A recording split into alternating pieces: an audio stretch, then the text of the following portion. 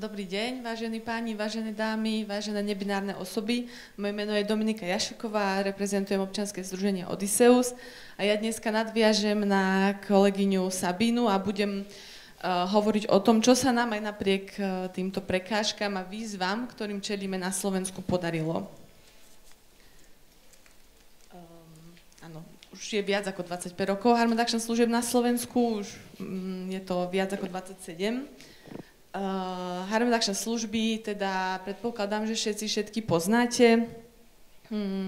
Najviac sa mi na nich páči to, že pracujú s ľuďmi práve tam, kde sa tí ľudia nachádzajú a cieľom je akákoľvek pozitívna zmena. Tou pozitívnou zmenou nemusí byť abstinencia. Prínosom je tiež ochrana verejného zdravia. Na Slovensku sa teda tie Harmad Action služby v teréne alebo tie komunitné začali v roku 1997 v podobe terénnych výmen injekčných striekačiek. Lokality sa teda v priebehu rokov menili, či už to bolo posunom komunity alebo vplyvom represí od polície. A ku tej represii by som chcela niečo povedať, že práve tieto represívne zásahy policajných zložiek negatívne ovplyvňujú nielen samotné komunity a ľudí, ale aj naše služby a výkon našej práce. Tieto represie sa v Bratislave v posledných 2 rokov rapidne zvýšili. V minulom roku bol napríklad policajný zásah na Chatkovú oblasť, kde ľuďom okrem teda toho, že sa tam snažili zasiahnuť na nejaké drogové, nelegálne trhy, tak ľuďom zbúrali všetky obydlia.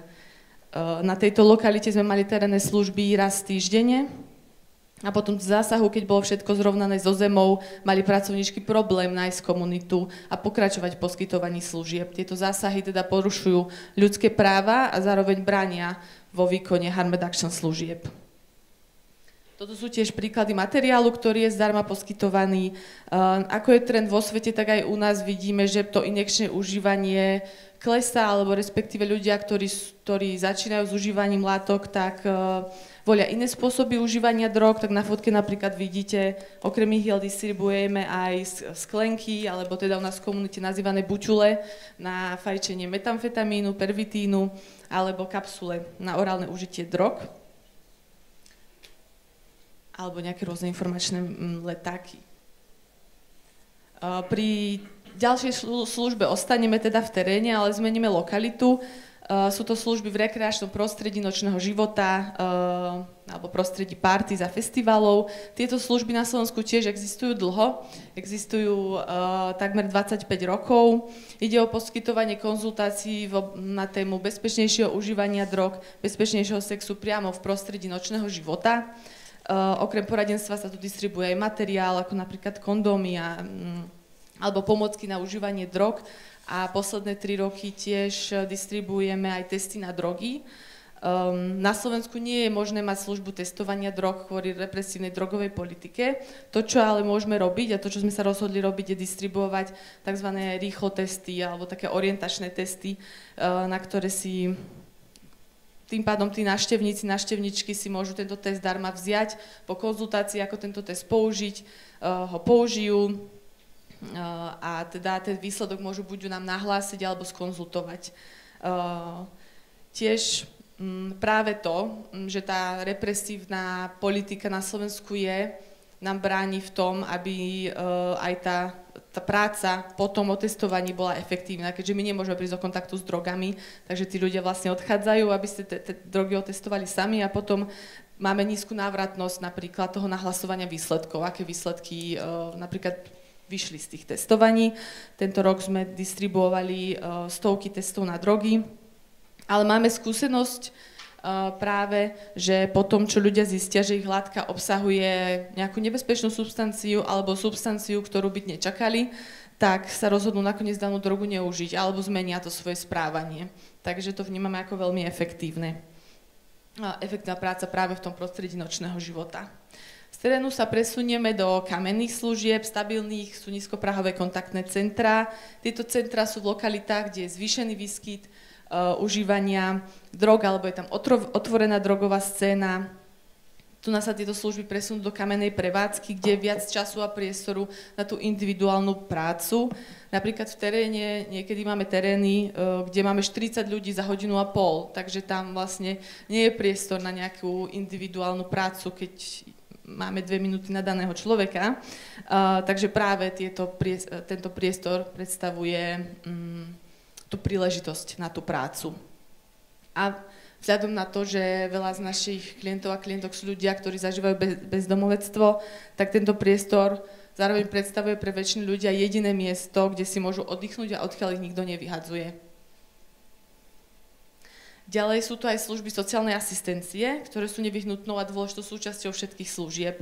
Ide o sprevádzanie klientely do inštitúcií alebo zdravotníckych zariadení, prepájanie na rôznu zdravotnú starostlivosť. Ľudia, ktorí majú skúsenosť s drogami, sa stretávajú s diskrimináciou, stigmatizáciou, tiež možno nepoznajú systém a preto je náročné nejako navigovať sa v tomto systéme a preto je dôležitá práve táto asistencia.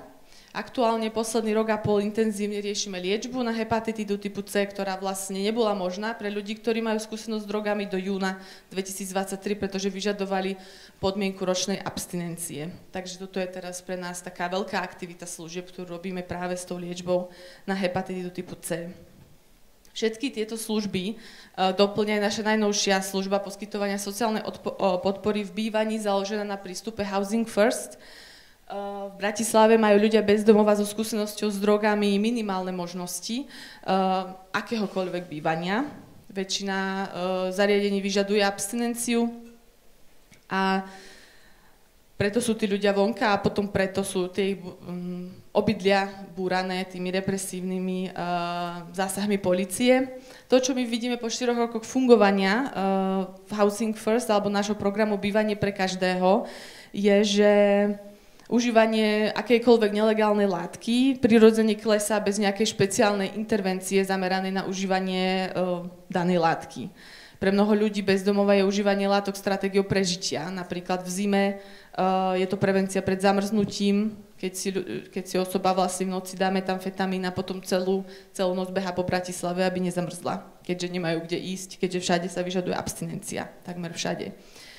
Ľudia v bývaní pracujú na svojej sociálnej situácii, riešia svoje zdravotné problémy a v tomto vidíme veľký prínos. A toto musí byť tiež nevyhnutou súčasťou našich služieb, harm reduction alebo všetkých adiktologických služieb. Na to však potrebujeme byty, ktorých je ale v Bratislave nedostatok.